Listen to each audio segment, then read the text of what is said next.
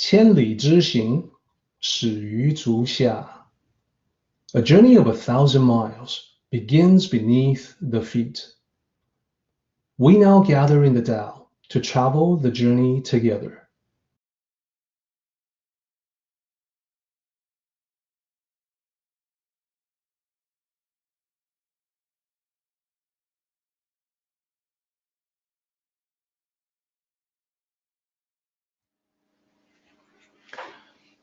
Here we are once again to explore the Daodejing. Today, the plan is to go into chapter 32.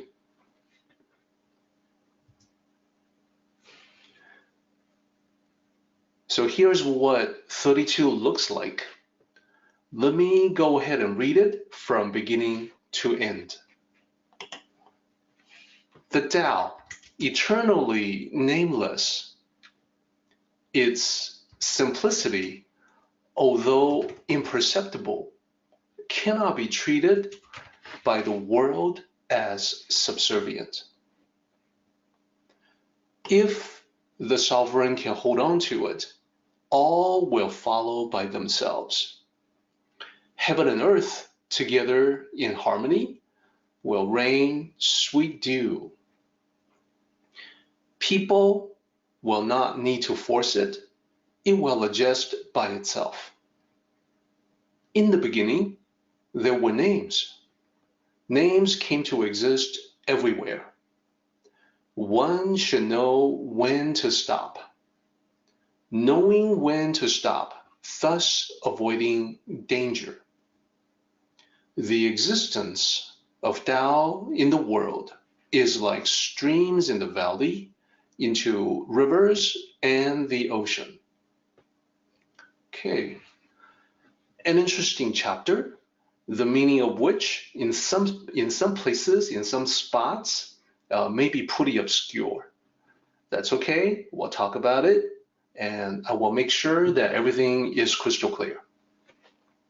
For now though, what about the sectional analysis? You know, what we usually do, what I personally enjoy doing is to look through the chapter, look for characters that are the same, indicating poetic structure from one line to the next. Chapter 32 happens to be an exception in that there's not a whole lot of repeating characters. There isn't a whole lot of that type of poetic construction. In some spots, you can still see it.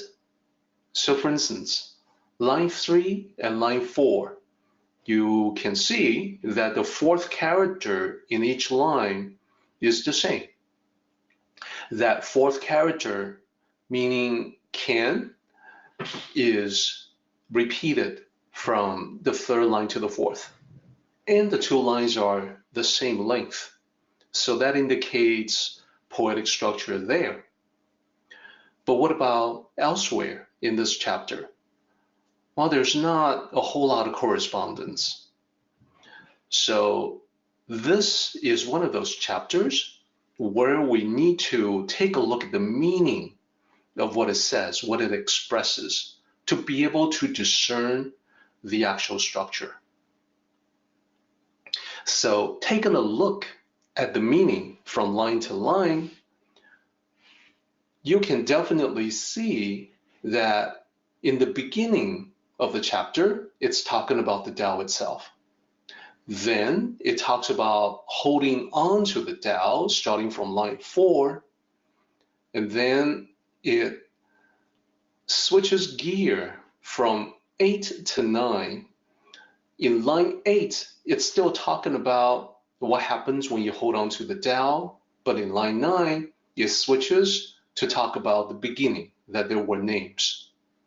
So by meaning, we can see that there is a distinction, there is a change between 8 and 9. So everything before that is talking about one aspect, everything after that is considered the second half. Now we can further analyze this in terms of meaning. As I said, the first 3 lines indicate an introductory paragraph about the Tao. So I can sum them up like this. Even though it's not so apparent what the poetic structure, the separation should be, like it's, sometimes in other chapters, it's quite obvious. Here, we can pick out the first 3 lines. It's talking about the Tao being eternally nameless, its simplicity, although imperceptible, cannot be treated by the world as subservient. So that's about the Tao. So what about the next 5 lines, from line 4 to line 8? Well, it seems to be all about the positive consequences of holding on to the Tao.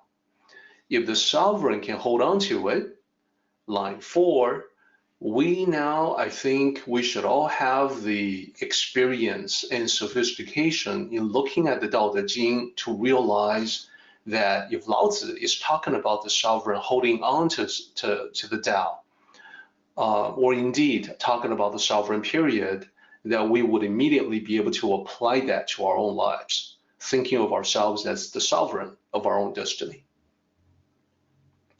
So, if the sovereign can hold on to the Tao, then the good things happen, all will follow by themselves. The rain of the sweet dew in line 7, that this will happen automatically, no need to force it, it will adjust by itself. So these 5 lines from 4 down to 8 appear to be talking about one thing, holding on to the Tao. So now let's take a look at the second half, from line 9 down to line 14. We have a total of 6 lines there, and it so happens that when we look at the meaning of the lines, we can pick out that these are actually 3 pairs of 2 lines each. So line 9 and line 10, they talk about names. What about line 11 and line 12? They also talk about the same thing. They talk about stopping. And then the last two lines, line 13 and line 14, back to the Tao, about the Tao again, and this time comparing it to the ocean. So from what you're looking at here, remember the exercise that we always should be doing. If you really want to understand the Daodejing, you get into the practice of what happens when you get to the end of a chapter, that you take a look at the beginning, and then you can see how it goes back to the beginning to form a full circle. So the last 2 lines, as you can see, are about the Tao. The beginning, the introduction, is about the Tao. So this wraps it back up. The only difference is, toward the very end, it's bringing in rivers flowing into the ocean as a metaphor for all things returning to the Tao. And it's a nice addition to the beginning of 32 that talks about the Tao being eternally nameless. So you can bring the 2 together and think of the Tao as this eternal, universal, cosmic ocean. Not literally ocean in terms of water, but an ocean in terms of spiritual essence. Okay, so that there is about the structure of 32 overall. And we are now ready to talk about the chapter line by line. So this is I think a cool chapter, a fun chapter, and more than that, a very useful chapter. It's a chapter that we can apply to our own lives, and I will explain how to do that. When you apply this chapter to your own life, the results can be very powerful. It's the literally the rain of sweet dew for yourself, your family, your loved ones. Let's start with line 1. Line 1 says, the Tao eternally nameless. So I want to break it down into two parts. You can see that line 1 has 4 characters. So I'll go 2 by 2. The first 2 characters, Daodejing. Those 2 characters are relatively easy to decipher. The first character you can see is the character for the Tao. And I hope that everyone has learned to recognize that character by now, because it is the character that is always appearing in the upper right-hand corner of my slides. So that's the character for the Tao. When writing this character in calligraphy, the left side of it, the radical to the left, is sometimes simplified. Like it can be just one squiggly line, but people know that it's supposed to be like this. So that's the character for the Tao. And what about the second character? The second character is Chang, which means constant. So historically, there's actually a different character that took the place of this one in the very beginning. Let me show you the bullets and then I can explain. When the Daodejing was first written, the Tao was described as Heng, as in Yongheng. Heng, the character means eternal. The pinyin for that, in case anyone is curious, is H-E-N-G. So Heng, the character means eternal.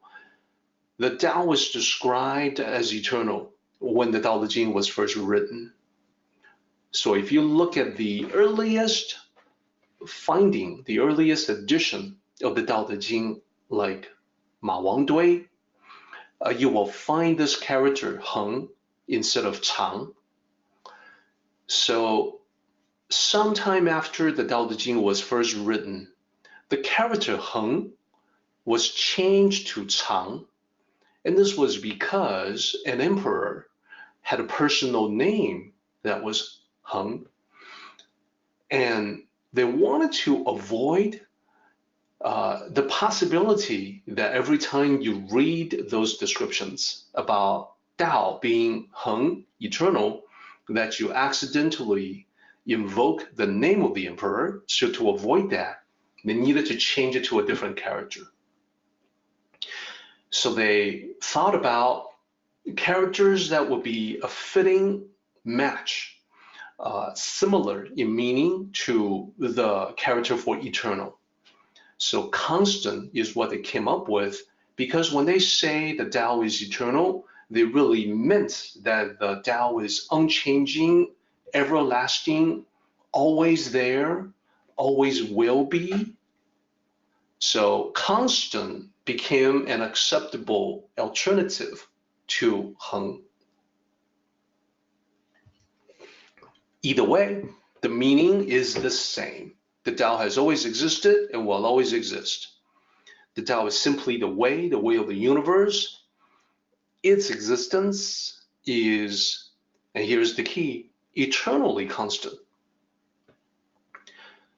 So you can say that it's eternal, you can say that it's constant. You are talking about the same thing. Now this brings an important and I think interesting point, that in the West, we have an expression. Let me ask everyone if you have heard of this expression before. Have you heard change is the eternal constant? I think you may have. So if you have heard of this, please let me know by typing in the Q&A.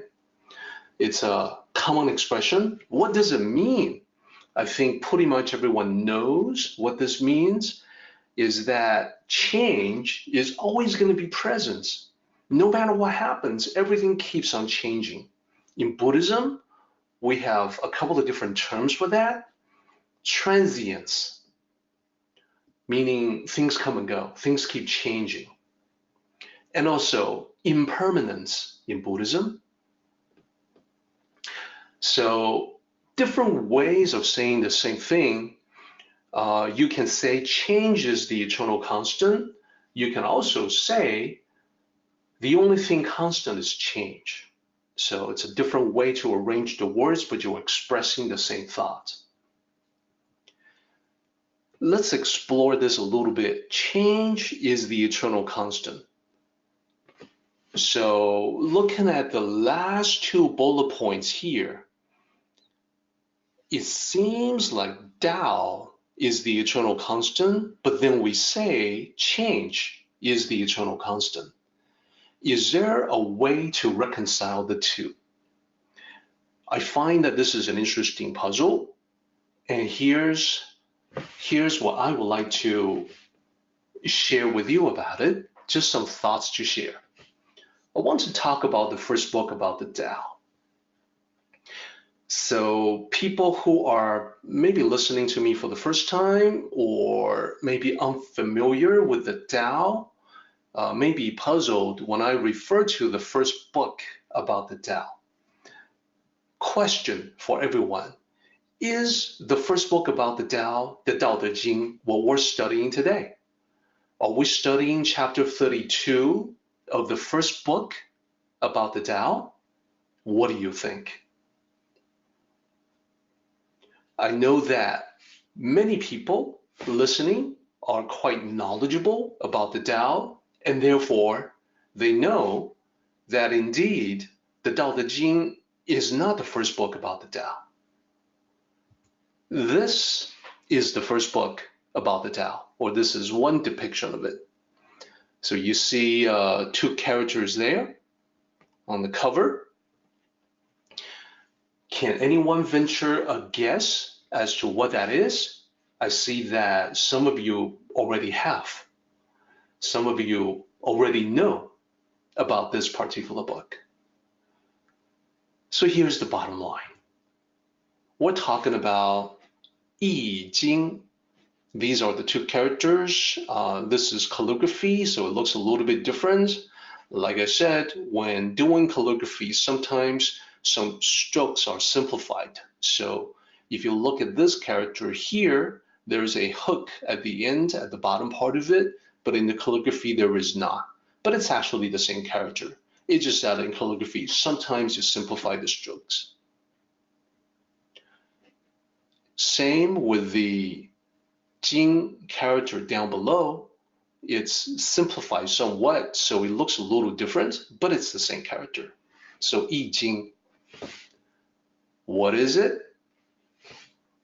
Commonly known as I Jing, and notice that I'm saying it the same way.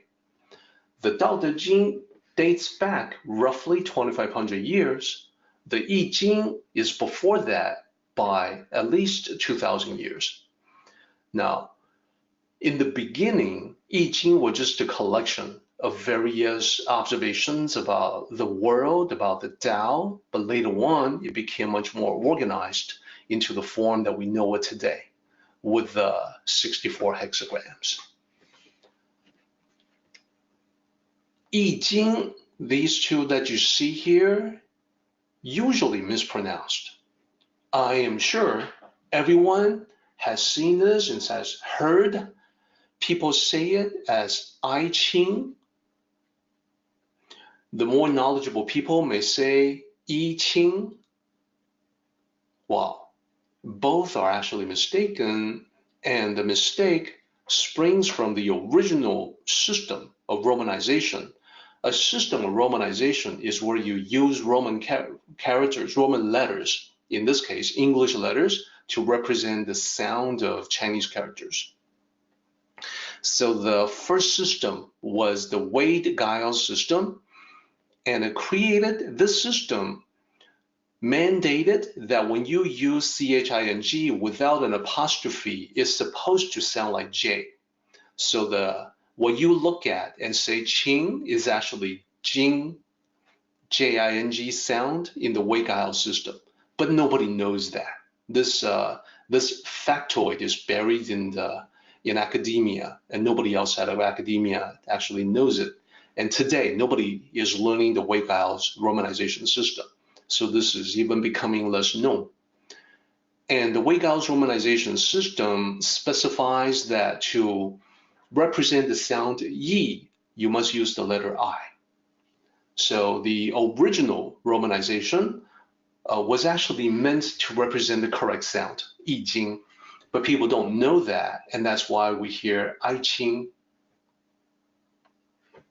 So yeah, I can see that a lot of you already know this. You are correct. I Jing was before the Daodejing, no doubt about it. So going forward, the new system, the new romanization system, pinyin, is now the standard for now and into the future. So in that system, it is I Jing. It looks like the way it sounds. So it's much easier for people to pronounce it correctly.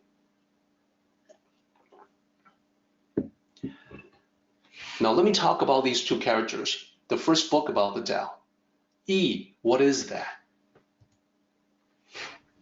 Yi means transformation or change. Jing, the second character, means classic. It's the same character as the last character of Daodejing. So this is the reason why when people talk about I Jing, you often hear them say the book of changes. That's because classic is a book, transformation is change or changes. So I Jing is the way it's pronounced. Let me also make the point, the most important point that I want to make when I bring up I Jing. The very first book about the Tao is a book about change. And that's because change is the eternal constant. As we have just seen in our Western expression, that Western expression came to be without knowing about the very first book about the Tao being written about change. So here, East and West come together in recognizing change, the eternal constant. Change is the way of existence. The Tao is the constant eternal factor or characteristic throughout all levels of existence. Therefore, the Tao is about change, which is the reason why the first book about the Tao is about change. So everything nicely converges together.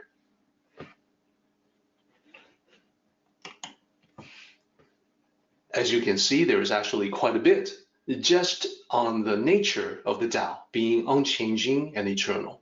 Let's move on. There is another characteristic about the Tao. So the Tao, being constant, that is one characteristic, what I call primary characteristic. There is another one.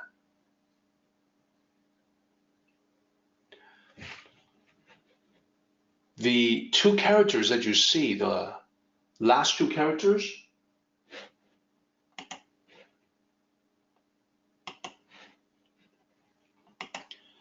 Wu Ming. Let me bring you the pinyin for that. So pretty much, it sounds the way it looks in the pinyin romanization system, Wu Ming. What does it mean?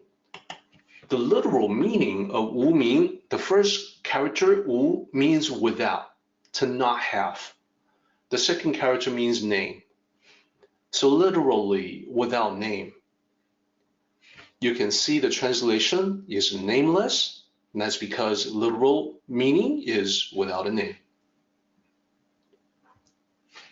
So here's how the whole thing means, the whole line 1. The Tao existed long before humanity. Therefore, it must be beyond human language and the concept of names. Because it came around long before human language long before humans began naming everything.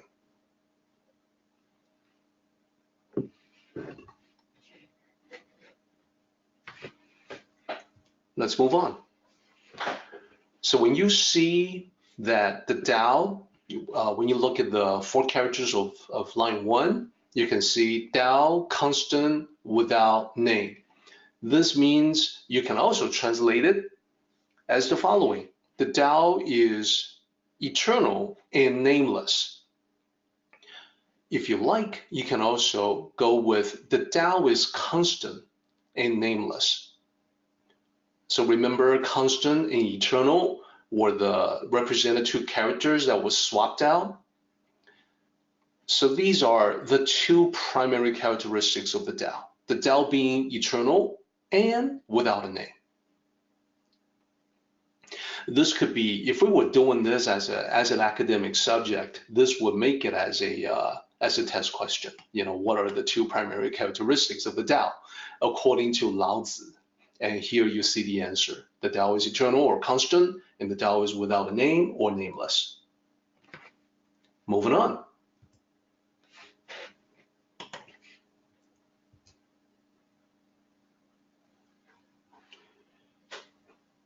There's an interesting side effect of this first line, 无名, because looking at this first line, there's only one way to interpret the last 2 characters, 无名 without a name, nameless, etc.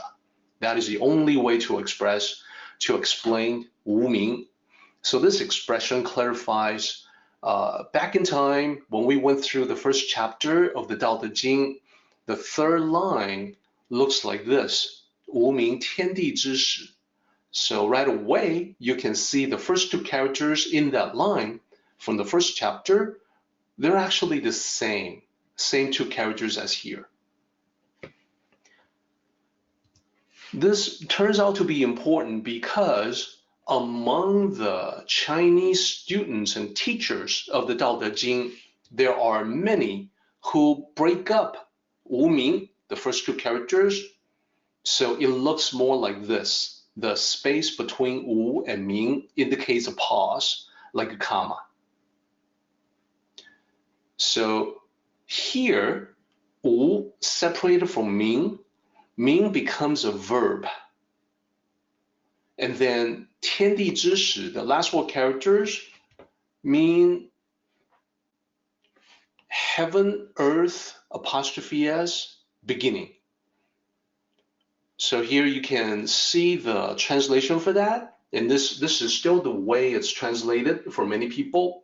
Non-existence, that translates 无, is named, mean becomes a verb, the beginning of heaven and earth. In other words, when people who interpret the line this way, they look at the beginning of heaven and earth and they say, we name it non-existence. We name it 无. Except that is not the right way to interpret the line. The right way is to keep the first 2 characters together, just like it is here in 32. So it means, what it actually means is that the nameless is the beginning of heaven and earth. The nameless simply becomes a synonym for the Tao. Therefore, it is saying, quite simply, that the Tao is the source of universal creation. Heaven and earth here stands in for reference to existence or the universe. So this is kind of a subtle point. So most Western students of the Tao will not really pay this a whole lot of attention, but it's a point of contention among the Chinese students and teachers of the Tao. I've had many experts tell me that this is the way to do it, that 无 has to be followed by a pause, and then 名天地之始. But I tell them that indeed they are erroneous, and all they have to do is to take a look at 32. All right, let's keep moving.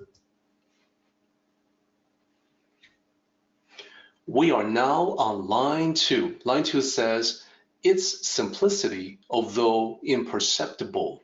So that's a simple line with 3 characters. We can actually take a look at what the 3 characters are. The first character is pu. This is the Dao concept of plainness and simplicity. Pu is a piece of wood that has not yet been worked on. It represents everything at the primal level, at the primal state of complete absence of refinement, that nothing has been defined. You are at the maximum point of flexibility and potentiality. You can become anything. And this is often used to describe an infant. An infant, when born, has the potential to grow and develop into any kind of individual, whether good or bad. So the infant is the state of pu for humanity. Here, it just means the plainness and simplicity of the Tao. Second character means although, and then the last character means small. And small can also be insignificant, unimportant, imperceptible, as you see here in the translation. So here's what it means.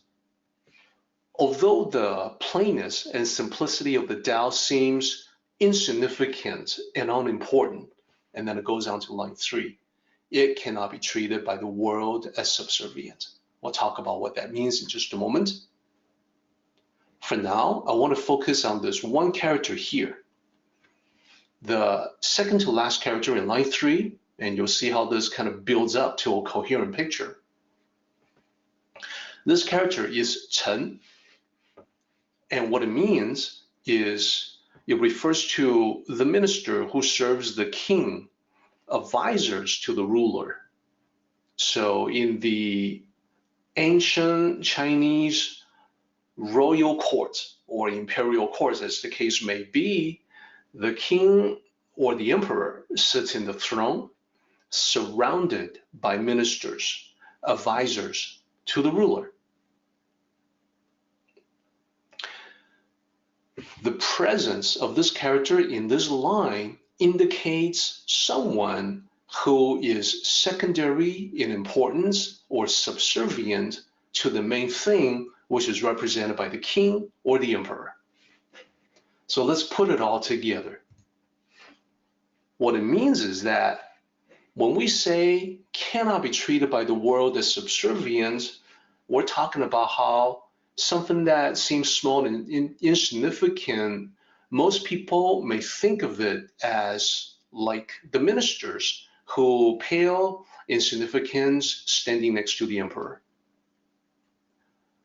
So to be treated as a minister is to be regarded as not the king, not the primary, not the most important. But it says that it cannot be treated this way because it is actually important, although it may be imperceptible or insignificant. So put it all together, line 2 and line 3, the meaning is that the simplicity of the Tao may not seem like much, may seem insignificant, but we must not regard it as unimportant. It's actually the opposite. It's very important. Indeed, as we look around in life, we notice that it is often the details. We say that the devil is in the details, and sometimes we say the divine is in the details. Both expressions basically refer to the same idea that details can be very important. It is oftentimes the details that matter the most. Also, very often, we hear people say it's the smallest things that make the biggest difference. So I'm pretty sure everyone has heard that. And if you have an example about little things making a big difference, I would definitely encourage you to type it in, share with the group. For now, though, I thought of some examples that I want to share with everyone about the smallest things that make the biggest difference. So this is a slide that I call Little Things, Great Joy. think that when you become practiced or proficient with the Tao, your perception changes, your awareness improves so that you are able to see and experience more than you have before. Most of all, what I find is that you open your eyes to notice the little things that when you really think about it, they are so great. They bring delight, they bring joy. Little things. Little things like, imagine that you wake up one day and you're thinking, well, gonna have to get ready for work. Your body is tensing up, stress factors start kicking in, and then, whoa, wait a minute, today's a holiday. We don't have to go to work today. You can relax. Seems like a small thing, but it's cool, it's awesome. Or another example that I think everyone can agree on, puppies and kittens. Little things, but great joy. Who doesn't love puppies and kittens? What about, these are, by the way, random examples, no rhyme or reason, it's just whatever occurred to me as I was creating the slide. So what about this? What about hot soup on a cold day? That's actually my favorite thing. And if you like, you can turn that around and say, maybe like ice cream on a hot day, something like that. But that's the basic idea. Imagine that it's very cold and miserable, but then you get some hot soup in you and it's wonderful. Next one, also very small, a very small thing, scratching an itch. Little thing that brings joy. Being able to reach an itch and scratch it, that's cool.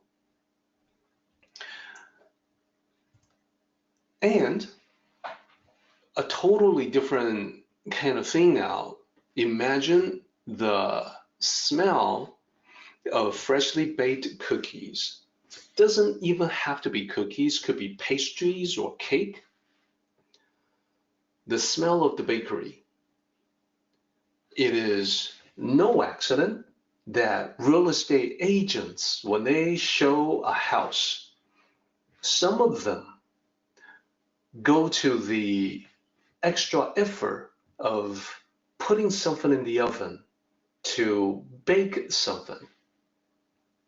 They know that when potential buyers walk in to the house to look at it, maybe it's an open house, maybe the house is being shown to the public, that the smell will immediately conjure up the feelings of home, all kinds of positive, great feelings associated with the house. And it does have an effect. It makes that house much easier to sell.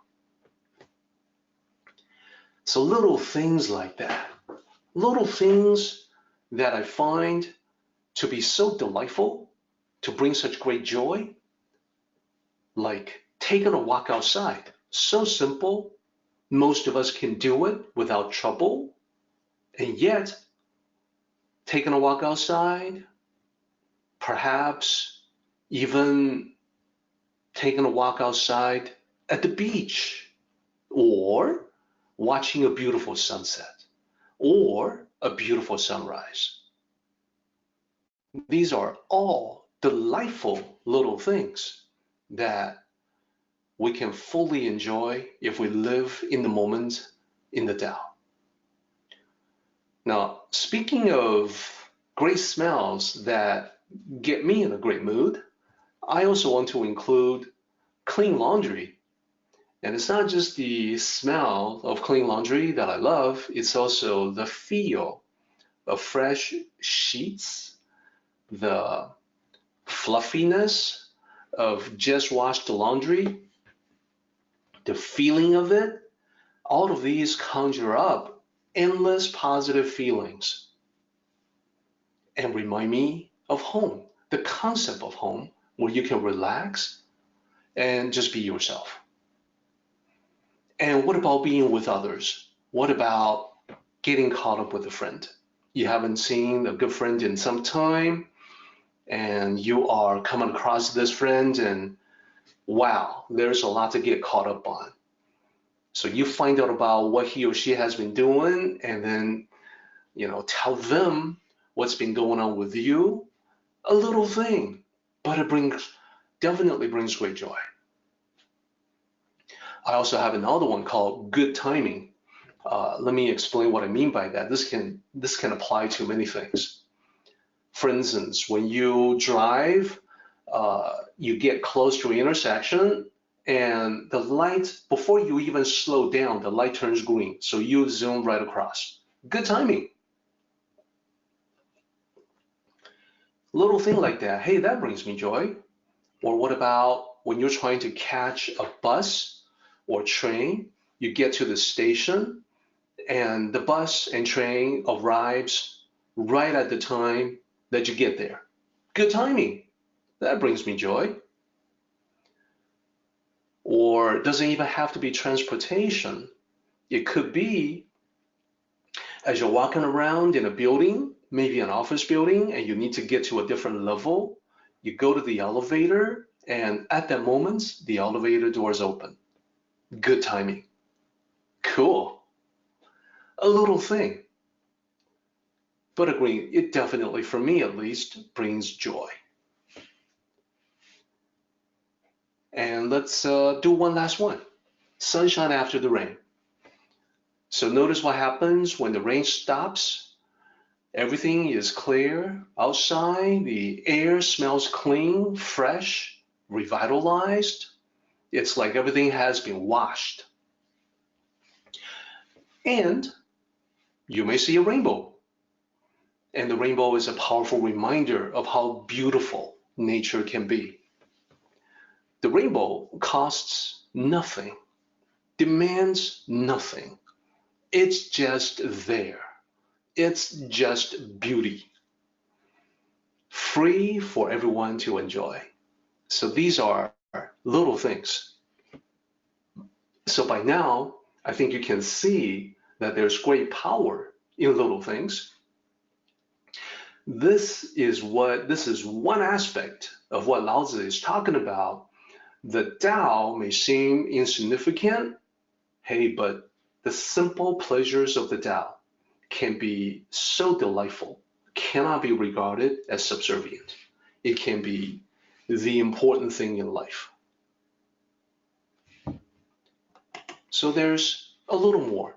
We can extend this idea about little powerful things to actions that we take in everyday life. Simple actions, small things that we can do. For this one, I want to bring in an image as a reminder. You may know this. This is something from my childhood. Does anyone recognize this? I'll give everyone a moment to react to this particular graphic and maybe be able to tell me what that is. It's a cartoon characters that I watched ever since I was little. It is the Mighty Mouse. The Mighty Mouse is not huge. The Mighty Mouse is the opposite of the Incredible Hulk. It's very small, but the Mighty Mouse is very powerful. So I want to use Mighty Mouse as the symbol for little things that can pack a powerful punch, that can have a powerful effect.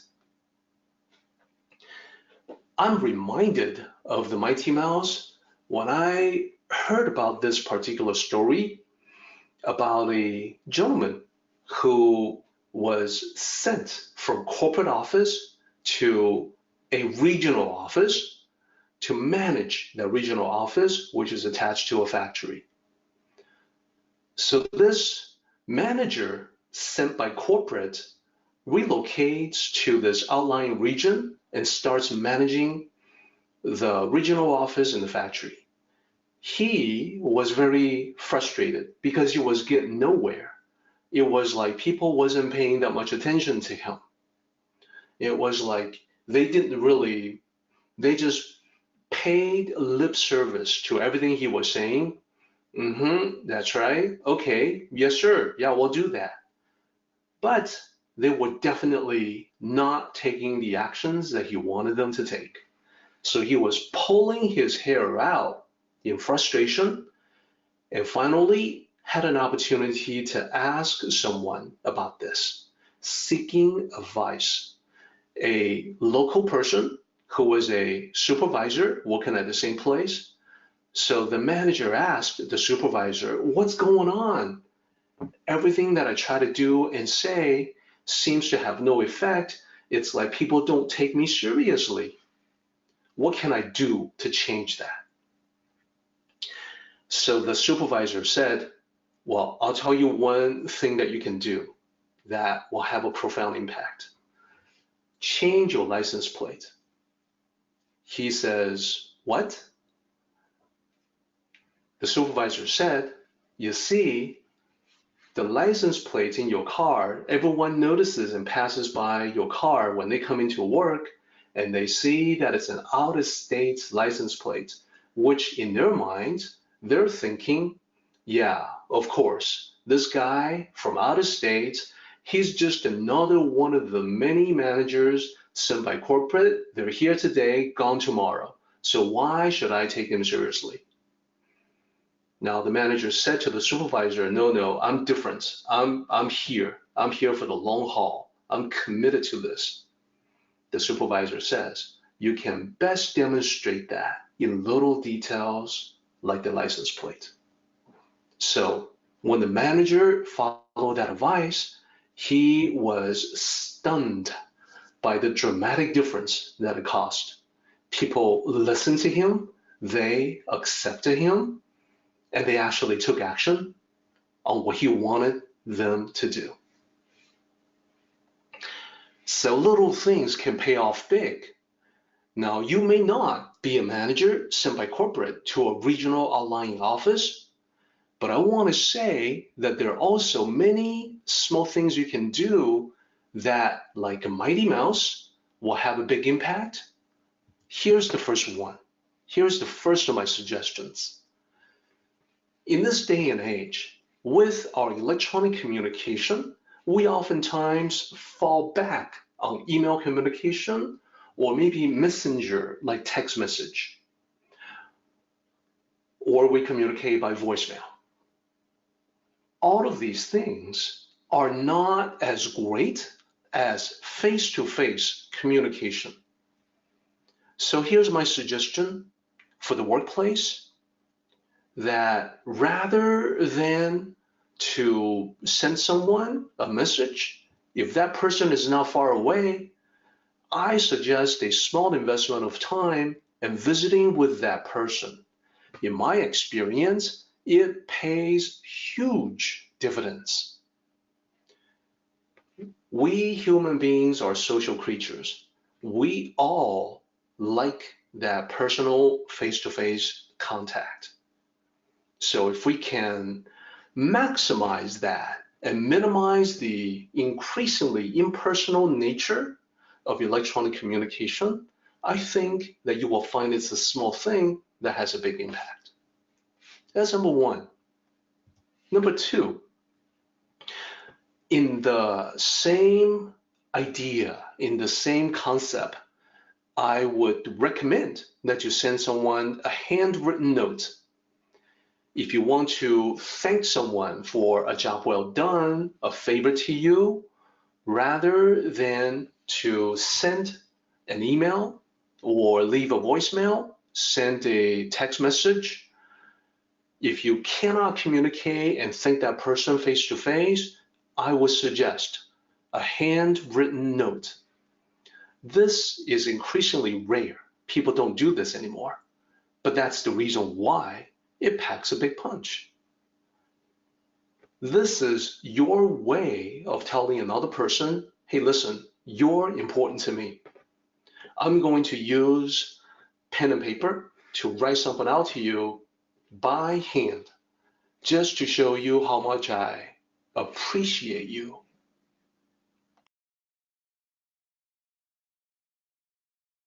So yet another way to make a big impact without spending a whole lot of time. The handwritten note can be brief. It can even just be 2 words, thank you. Regardless, the fact that you have handwritten the note makes you different from just about everyone else. Number 3, I would suggest the following. Every day, people ask one another, how are you? How's it going? How's life? I want to ask everyone to consider what happens after that. When you've asked the question, one of those, how are you? How's it going? How's everything? How's life? Etc. Practice the mindfulness of actually listening to the answer. It even kind of sounds strange that I have to say that. But I think you have noticed, just as I have, that people don't tend to listen to the answer. Increasingly, you'll find people asking the question, but as you are answering, you realize that they ask the question only mechanically. They don't really want to know the answer. They're just going through the motions. They don't really care. They're trying to get you to respond so they can say the next thing, which is, by the way, could you get that report ready for me? Or something else. Or just be able to get away and put an end to that interaction. I urge you to be different. I urge you to not only ask a question in greeting, but to actually pay attention to what people say. Maybe even address that. I have heard an exchange that goes like, how are you? Well, not so great today. Oh yeah, okay, see ya. Indicating that the person who asked the question wasn't listening for the answer. So for you, if you say, how are you? And the other person says, well, not so great today. If you were listening to the answer, you might come back with a, that bad, huh? Or, really, what is wrong? What's the matter? All of these are small gestures that signal to people you really care. If you weren't prepared to go into a lot of details, spend a lot of time on the follow-up Q&A, that's okay. Just the fact that you have paid attention to the answer, that's enough to let people know that they are important to you. And then you can always, at some point, say, gosh, I would love to hear more, but I gotta get going. Anyhow, these are all Mighty Mouse little ways to make a big impact with your communication, small actions.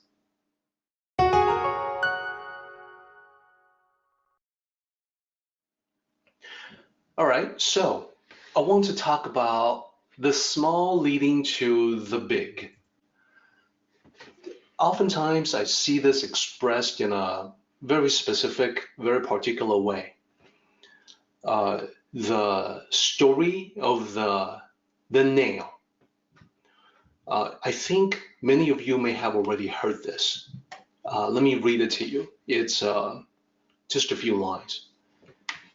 It goes like, for the want of a nail, the shoe was lost. For the want of a shoe, the horse was lost. For the want of a horse, the rider was lost. For the want of the rider, the battle was lost. For the want of a battle, the kingdom was lost. And all for the want of a horseshoe nail. So losing the nail for the horseshoe meant that the horse was not able to run.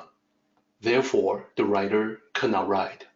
And the lack of the rider meant that perhaps the scout or the general was lost. Thus, the battle was lost. Thus, the kingdom was lost. Everything has a cascading effect, bigger and bigger. Now, this is, of course, talking about loss. So the lines, the sequence in the events that I just read off to you is essentially negative in nature. When I talk about small change leading to huge effect, I wanted to do it the other way. I wanted to talk about positive. I want to talk about how a small positive thing can end up becoming huge, like something small, like the nail leading to the loss of the kingdom, which is, much, much bigger.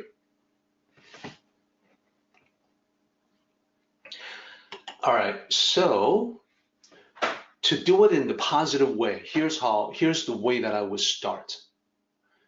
I want to point out that something as minor as the way that you direct your attention, even that has a great deal of importance in Tao cultivation. And that's because, number one, attention to thoughts. This means what you pay attention to, that becomes what you think about. You can see this, both positive and negative, in a variety of different ways. The person who is paying attention to faults and people to blame will find plenty of faults and plenty of people to blame. The one who's directing attention to look for the good in people will find plenty of good in everyone.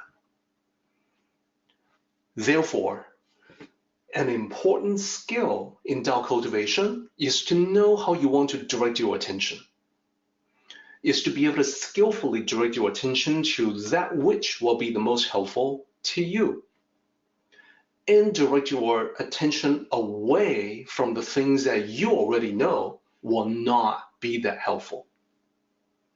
So attention that you direct to pay attention to whatever is out there, specific aspects of what is out there, that will cause you to think in accordance with what you pay attention to. So stage magicians all know this, that human beings can only pay attention to just a narrow range of focus at any one time. The skillful magician is able to direct everyone's attention to one particular thing, and then with that misdirection, make the trick happen. And it's like magic. A Tao cultivator is like a magician of life, that you are controlling your own attention, what you pay attention to, and then you make the magic happen according to that, according to what you focus on. So that's number one. Directing attention, you begin to form the thoughts. So skillfully direct what you pay attention to. So what you think about as you are directing yourself to look at different things with a particular intent, your thoughts, your changed thoughts affect your communication with others. So gradually over time, you find that because you are thinking about particular things, what you say to other people tend to follow. So thoughts turn into words.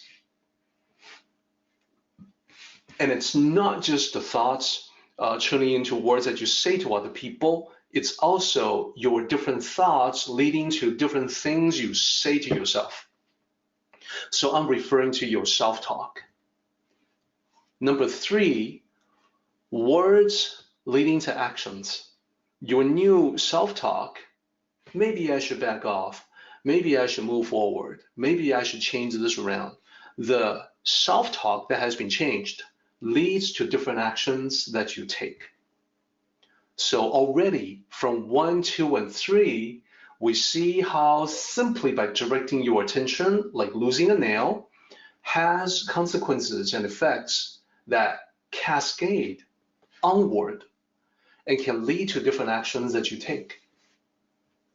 Number 4, the actions that you take, if you do them consistently over time, those repeated actions become your habits. They become entrenched. So more and more, those actions become second nature because they are habitual. Number 5, as time goes on, gradually, your new habits, let's assume that because we're on a positive arc, let's assume that these are the good habits that you want to develop for yourself so that you can always be doing these positive things effortlessly without thinking. Assuming that you have gotten this far, your new habits begin to shape your values, the values by which you live. Perhaps your habit is to be punctual, to be early. Over time, this will shape the value where you consider being on time, being early, being punctual, not wasting anybody else's time as an important value for yourself. And lastly, number 6. I wonder if you can guess what number 6 is. Your values have a huge impact on your life. They can literally affect your destiny. So the better your values, the greater your values, the better your destiny, the greater your destiny. And all from directing your attention skillfully. So from a small change, deciding what to pay attention to, huge effect. Your destiny can be shaped like the kingdom can be won or lost. So I want to bring that to your attention. Small change lead to huge effect.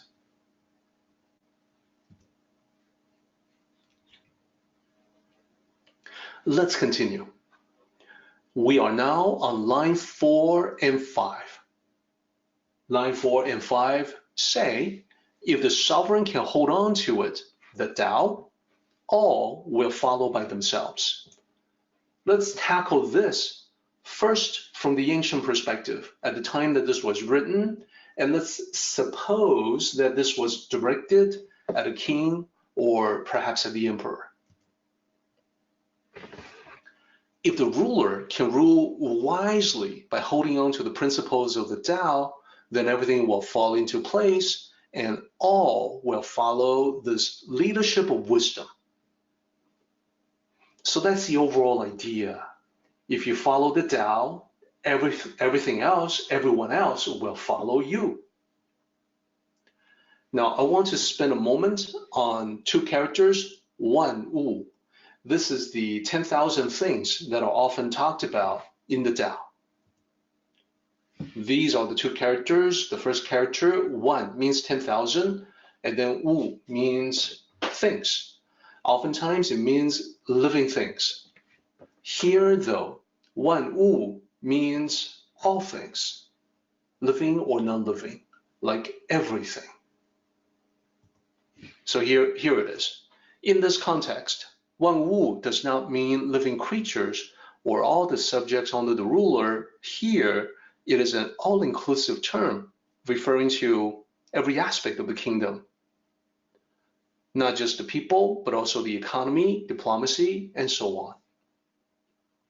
So overall, if you plug this back in to the 2 lines, what it says is that if the ruler can follow the Tao, then everything that the ruler is concerned about, everything in the kingdom, the people, the infrastructure, the laws and regulations, everything will follow by themselves. Everything will fall into place.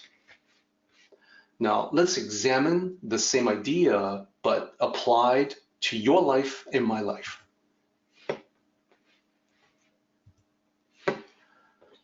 So you are the ruler of your own destiny. That is a primary lesson in the Tao. You as the ruler of your destiny, if you can hold on to the principles of the Tao, then everything in your life will fall into place, and all will follow your lead in a direction of your choosing. And this depends on what you want to accomplish with your life.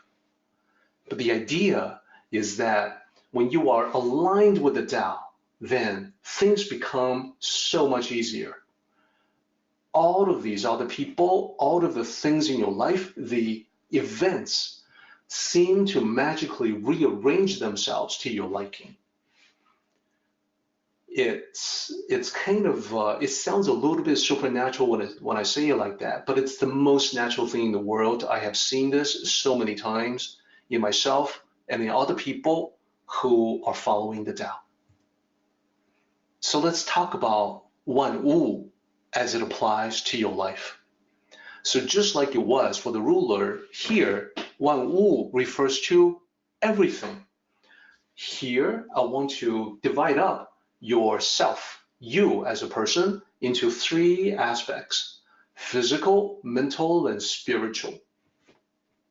Physical aspect is just your body. This is everything about you in terms of your physical being. So this has to do with your health. This has to do with your dietary habits, your exercise, etc. Mental and spiritual are oftentimes mixed up together, but I make a distinction between the two of them. Mental is more the everyday aspects, what you do with your time, the problems that you solve, the work that you do. Spiritual is much more long-term. It's about your life and your destiny, the meaning and purpose behind it all. So I hope you see the distinction. Think of mental aspects of your life as being job-related, but think of the spiritual aspect of your life as being well, spirituality-related. Now, the Tao oftentimes is referred to as a spiritual philosophy, but I'm here to tell everyone that the impact of the Tao on life is not limited to the spiritual. Now, some of you already practice Qigong or Tai Chi, so you already know that, oh yeah, the Tao is impacting my physical being. I am practicing my Qigong or playing Tai Chi, and therefore I am deriving health benefits from my practice in the Tao. That's great, but the Tao can apply to other aspects of your physical well-being as well. It can, for instance, have an effect on your nutritional intake. You may become much more mindful about what you accept into your body. And physical exercise doesn't have to be Tai Chi or Qigong. It can be just regular exercise that has no Eastern elements. But that's the Tao too. Mental aspects, the same. You quickly find that when you have your act together, when it comes to the Tao, that it has a positive effect on your work. So let me delve into that even a little bit more. I want to tackle the next three lines and use that to illustrate how mentally, physically, spiritually, you can be impacted by the Tao in a positive way. First, we start with line 6. Line 6 says, heaven and earth together in harmony. So 4 characters, very simple. We can break them down like this. The first character is sky or heaven. The second character is ground or earth. The third character means mutual. And the last character, he, is to harmonize or harmony. So heaven and earth, the world, mutually harmonize with one another, or as the translation shows, together in harmony. What does this mean? Well, for you, when the Tao prevails in your life, your entire world is balanced and harmonious. So your entire world here is the reference of heaven and earth. Heaven and earth for you is everything that is relevant in your existence to your life. Now, I want to tackle line 7. Line 7 is easily the most important line, the central line of the entire chapter. 以降甘露. So let me talk about this. Will rain sweet dew. This is the most important thing because the rain of sweet dew is the primary metaphor in this chapter to an agrarian society, a farming-based society. The rain of sweet dew is the ultimate good. Let's examine that.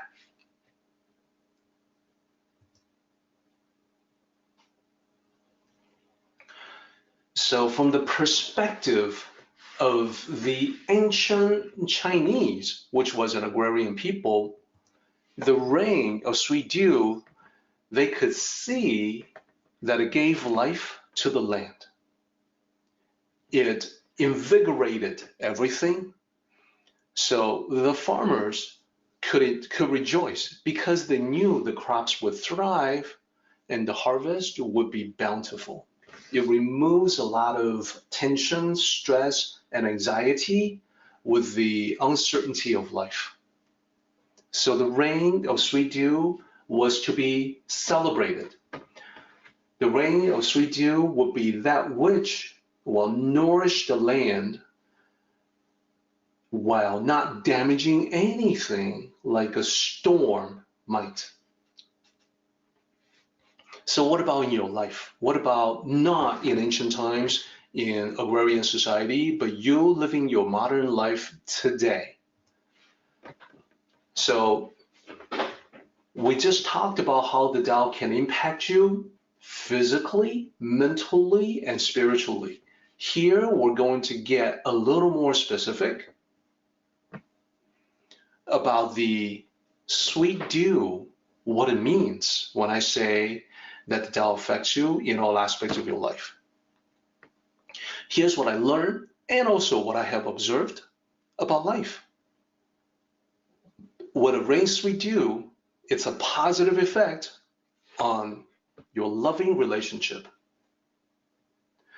If you are someone who is still seeking a soulmate, the rain of sweet dew is that which brings your soulmate to you.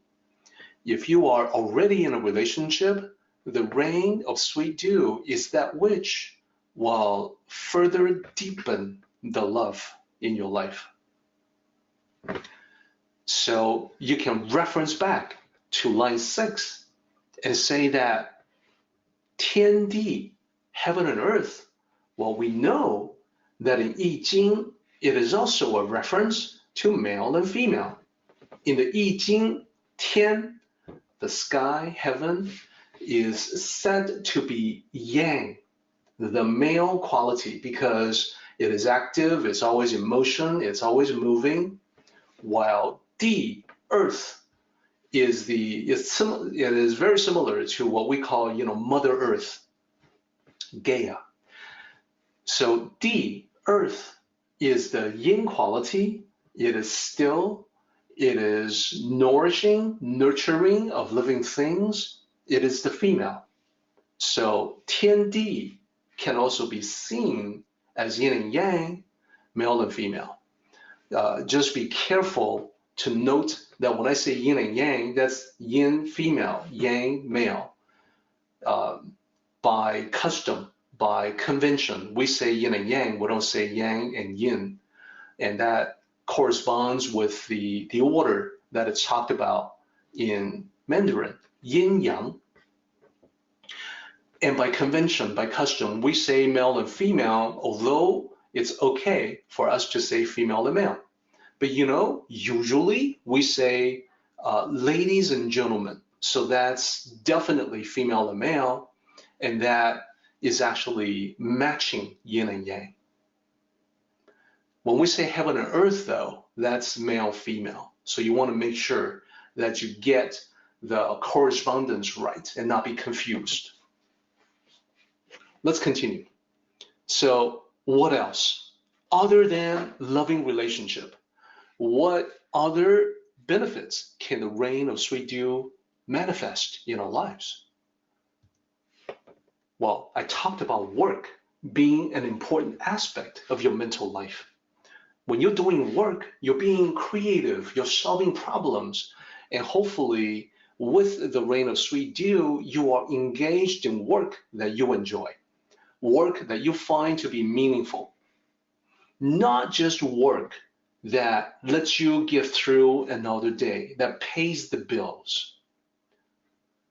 The goal of the Tao cultivator is to be able to do that, be able to be self-sustaining, independent, be able to pay the bills, but also at the same time, have that work reflect our deepest values,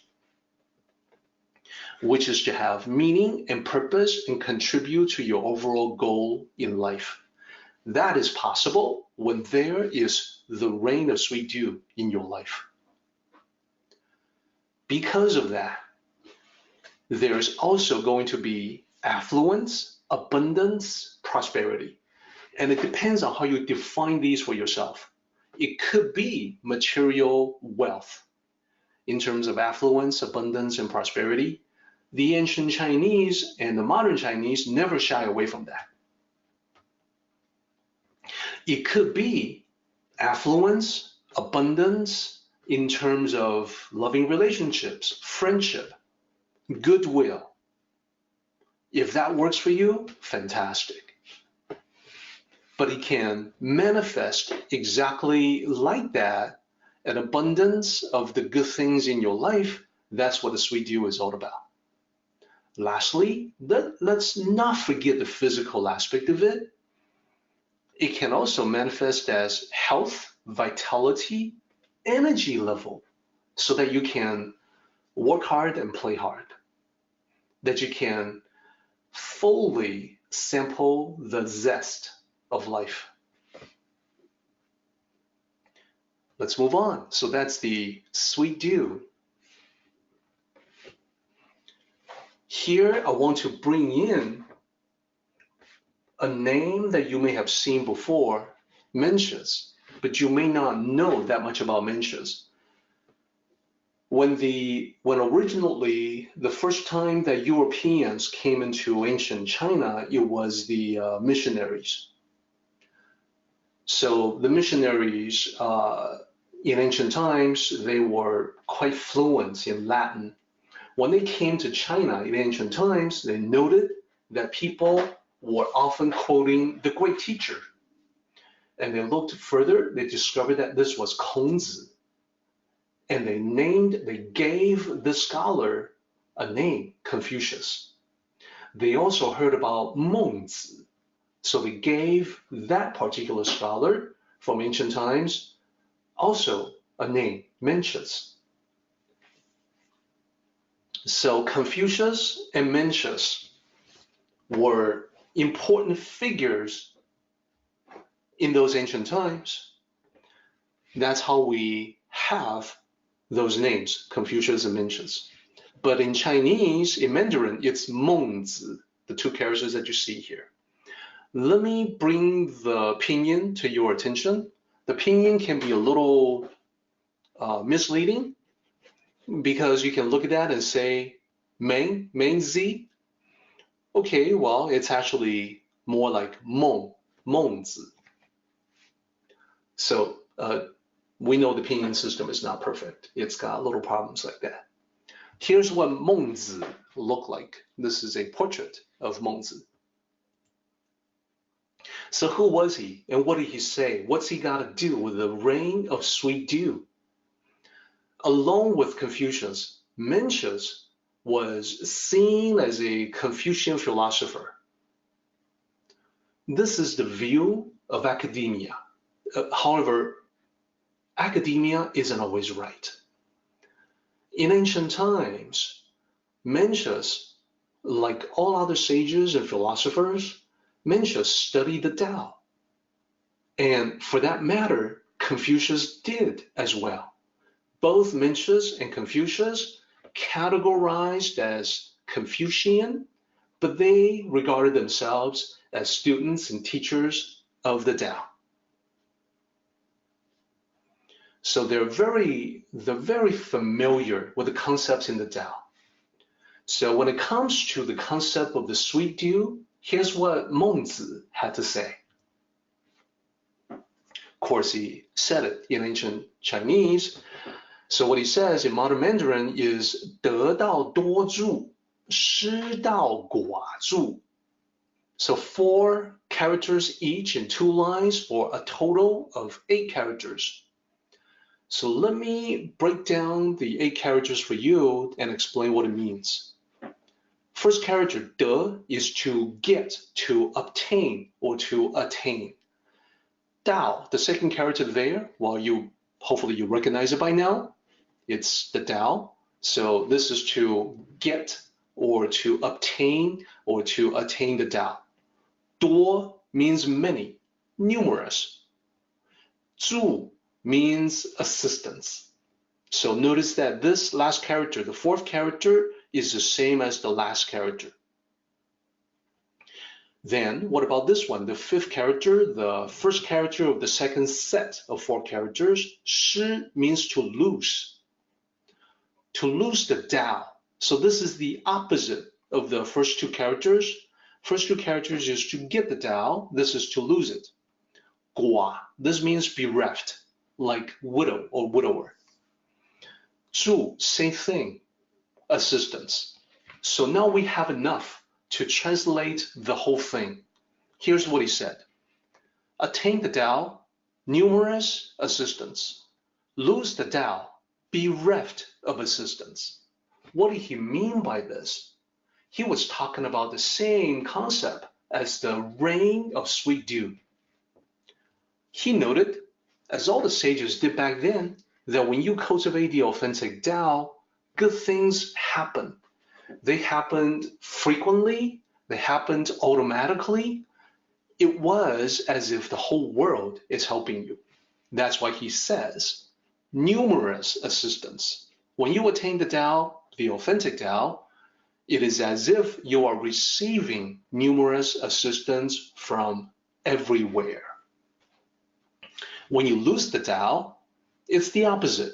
You become bereft of assistance. It seems like the whole world is turning its back on you and not helping you. So this is the magical effect that people have observed when someone is cultivating the Tao properly, that it has numerous positive effects. So you guys know that we have a very practical and down-to-earth focus in our study of the Tao. So we can't just talk about how beneficial the Tao is when you hold on to it. We also, later on, will have to talk about how. How can we do that? Exactly how can we hold on to the Tao? For now, though, we can finish this particular section. Line 8 says people will not need to force it, not need to force the rain of sweet dew. It will adjust by itself. If you need more, it provides more. If you need less, it provides less. So overall, here's how we can put everything together.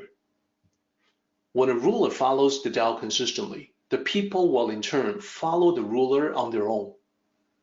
Don't need to force them, they will adjust by themselves. The rain of sweet dew, representing good things for the kingdom, will also occur on its own. And that means there's no need for anyone to force it, to chase after it. It will simply be there. It will be present. So this is the ideal that Laozi has expressed about how a king or emperor can rule wisely. Historically, though, this is relatively rare. And that's because very few rulers, despite being educated in the Tao, very few actually understood the Tao well enough to follow it consistently. So they usually do not have the people follow the ruler on their own, and thus no rain of sweet dew. Let's bring the focus back on your life. That's always the important thing. So what this line says is that when you are practicing the Tao, when you're doing it correctly, there's no need for you to force the rain of sweet dew. It starts by itself, comes on its own, and its timing is perfect. It comes when you need it. Here I want everyone to note that this is a different paradigm than what I think we're used to in the West. Let me bring up the bullet and then I'll speak to it. So usually what we talk about, conventionally, when we talk to other people, you know what other people say. If they are pious, they will advise you to be good, to pray a lot, and then the deity, let's just say God, will grant you good fortune. God will help you do what you need to get done, fulfill your wish. Now, through experience, through observation, I think you know and I know that the help of God in responding to prayers can be unpredictable. That is the reason why people will sometimes say God works in mysterious ways. They will say that if God does not answer their prayers with assistance, but indeed may visit upon them with additional hardship, then you will find people saying, well, God is not giving me what I want because God works in mysterious ways. Perhaps God is testing me. Perhaps God is giving me an additional challenge to see if I am worthy of God's favor.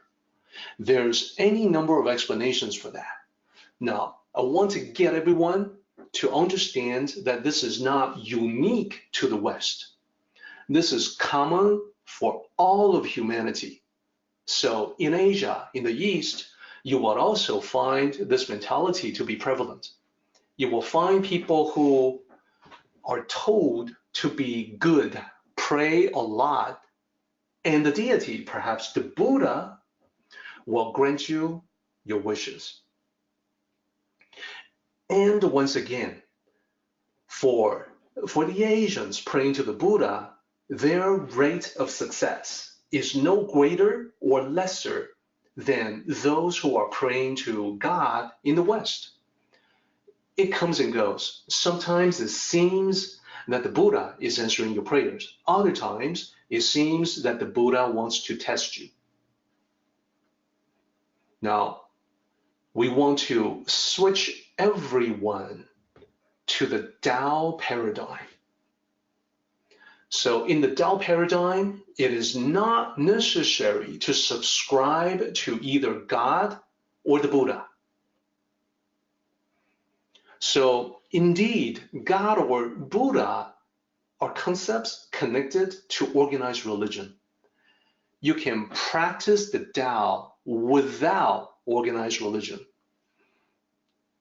And the interesting thing is that the results you get, the rain of sweet dew, suddenly leaves the realm of the unpredictable. It becomes very predictable. You don't need to ascribe motivations or mysterious motivations on the part of the Buddha or God.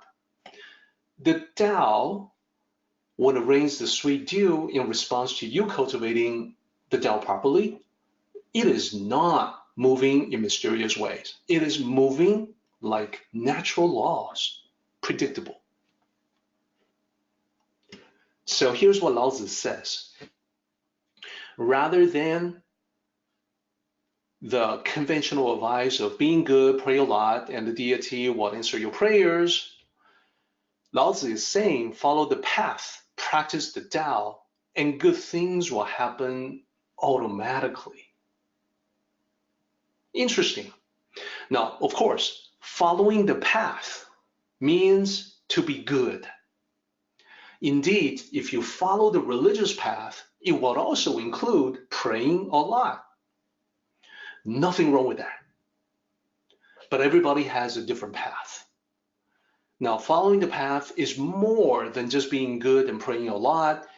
Following the path is also about putting thoughts into action when it is appropriate.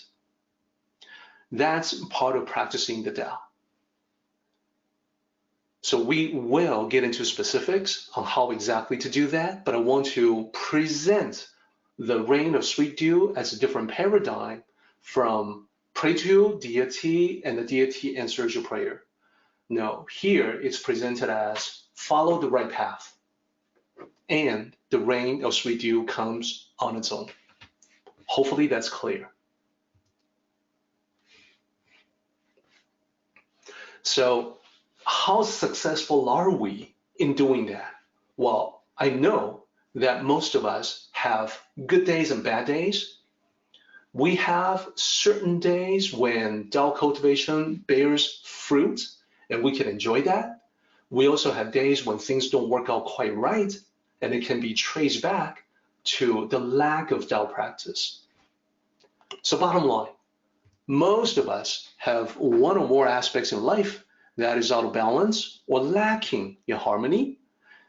So either one, being unbalanced or lacking in harmony, either one is a sure sign that we haven't mastered the lesson of holding on to the Tao.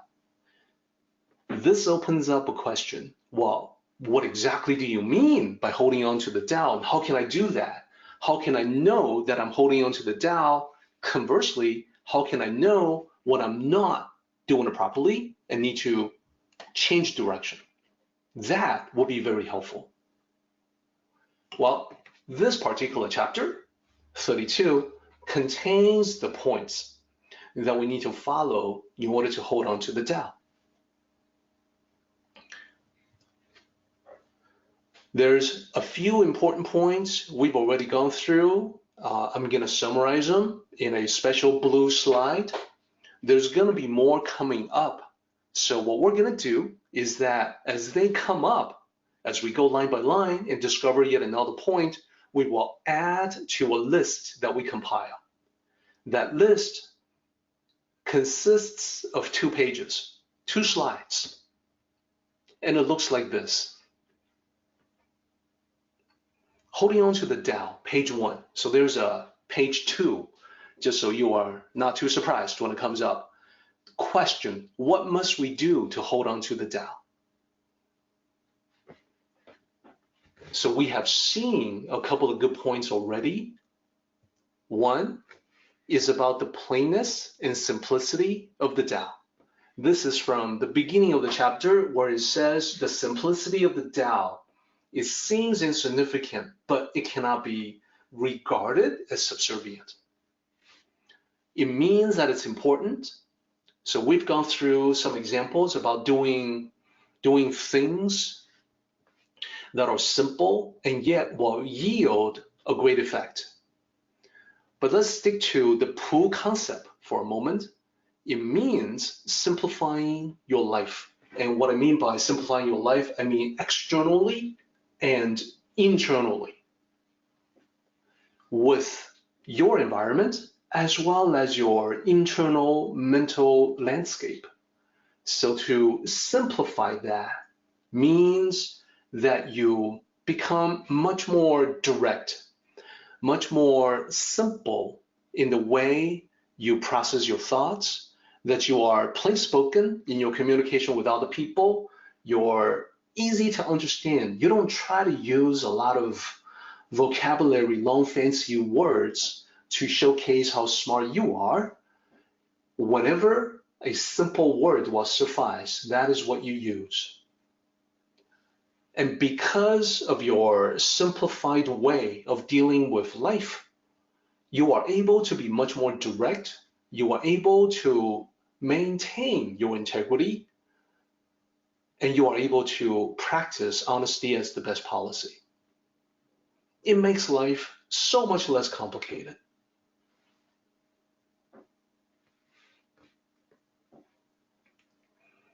So that was one of the points that we have already seen. Pu, here's the character, means plain wood. So what about the other one that we saw? Smallness, 小. This means small. So remember the slides that we have gone through. Notice all the awesome little things in life. Rainbow was the example I used. Feel free to use sunset or sunrise, as well as many other awesome little things that if you were to open up the eyes of the Tao, you will see it everywhere. And then actions, not just the things that bring you delight or great joy, the small things, take the actions that may seem simple, but will make a big difference. So for that, I want everyone to think about Mighty Mouse and the lines from the Mighty Mouse cartoon, like here I come to save the day, etc. And then lastly, keep taking steps in your great journey. What I mean by that is that every step seems like a small thing compared to the vastness of your great journey, but every step has to be taken. Every step has to be taken, and you have to be taking those steps at all times, never stopping. That is how the great journey is done.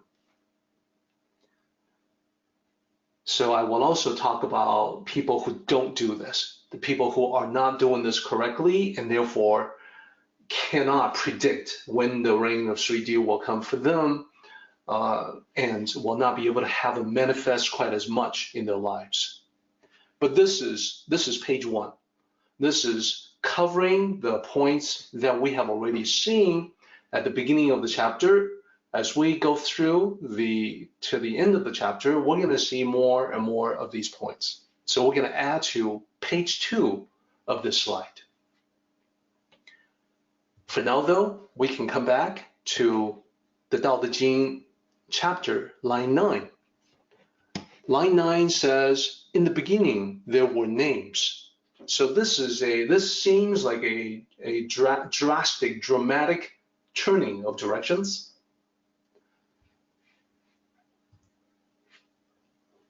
So let me explain what this is getting at. In the beginning, there were names. What that means is that we've already established that the Tao is eternal. It predated the origin of humanity.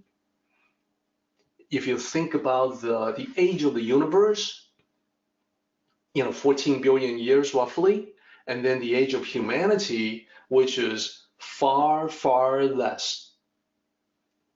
So you can easily comprehend that the Tao existed long before humanity existed.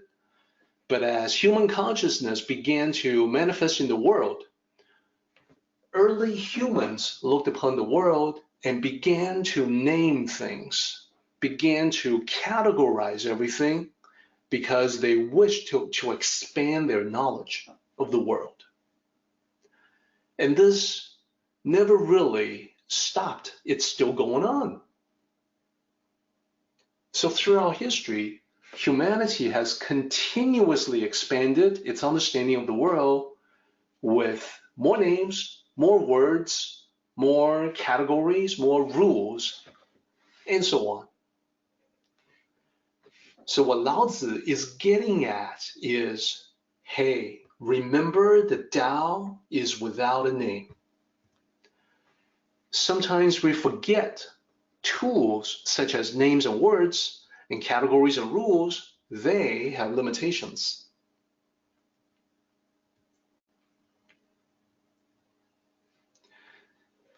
Because we forget their limitations, we get attached, we get fixated on specific names.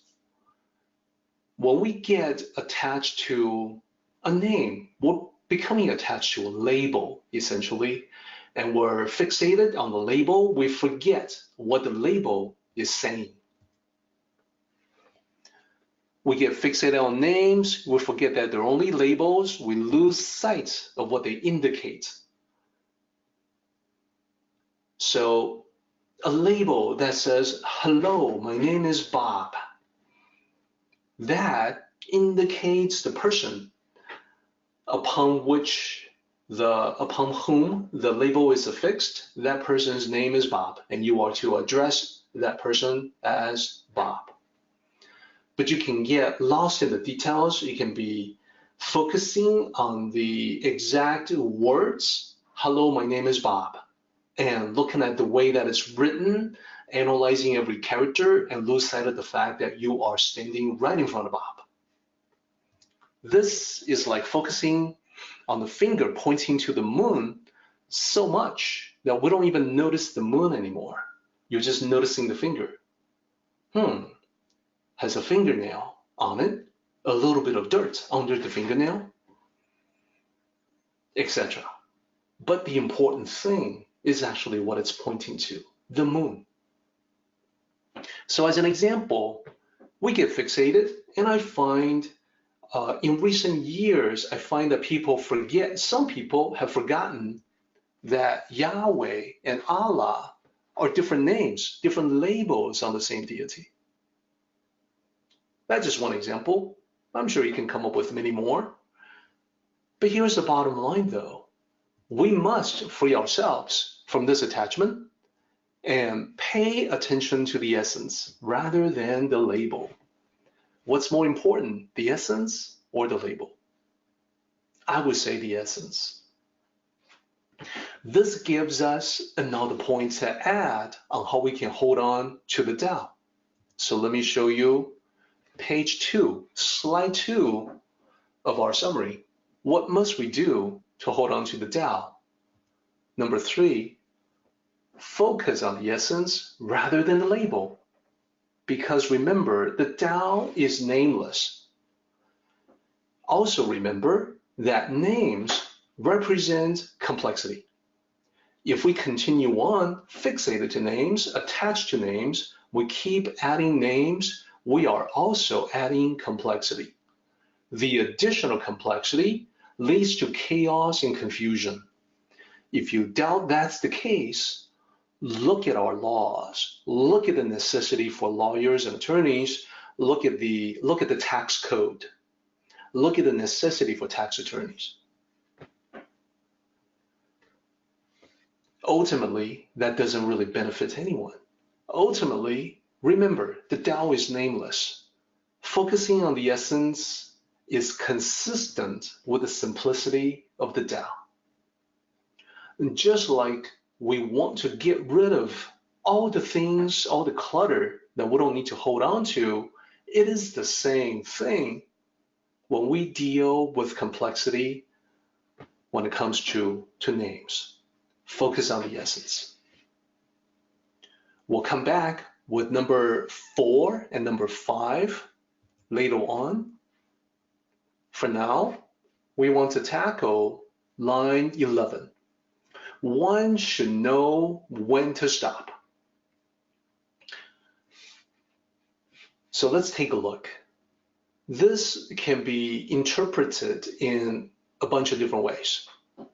So line 11 follows line 10, which is the second half of a couplet. So it can refer to the previous 2 lines about being attached to names, and then it is saying one should know when to stop adding to the complexity. That's one way to interpret that. But it's the beginning of the second couplet in the second half of this chapter. Therefore, you can also look at this in a broader context. That generally, overall, this can be about the moderating Tao. The moderating Tao is where we stop before reaching the end or reaching an extreme, or before we go overboard with excess, when you've overshot the mark. So to know when to stop is wise. I want to point out that it's relatively rare in real life. It's much, much more common to see people continue moving blindly in a particular direction and then end up going too far. By this, I mean personal interactions, the way we do things, or I should say overdo things. I'm about to give you some concrete examples. I think we have time for one more slide before we come to an end. And so the summary today will also act as a preview of the topics we must cover next time. But for now, though, I want to talk about line 11. One should know when to stop. There's an expression in Chinese, in Mandarin, that you see here, 见好就收. Let me bring you the pinyin on that. 见好就收. So let's break down the 4 characters. Let me explain what they mean. First character means to see or to look or to watch. Second character, 好, means good or well. 就, then, and then the last character, 收, to stop, to pull everything back in, to pack it up and go home. So here's what it means. When you see things are good, meaning you're ahead of the game, that is when you stop. So you can easily, probably already think of the Western expression equivalent to that, quit while you are ahead. How many times have we heard that? This is very common. So the reason why this is a common expression is because it points to one of the most common problems where, it's like you at the slot machine. You have won some money, you keep going, and then you start losing money. You want to win it back, so you keep going, just one more. And you go too far. Eventually lose a lot more than you intended. Hopefully not your shirt, but that's possible. It's also one of the most common tropes in heist movies.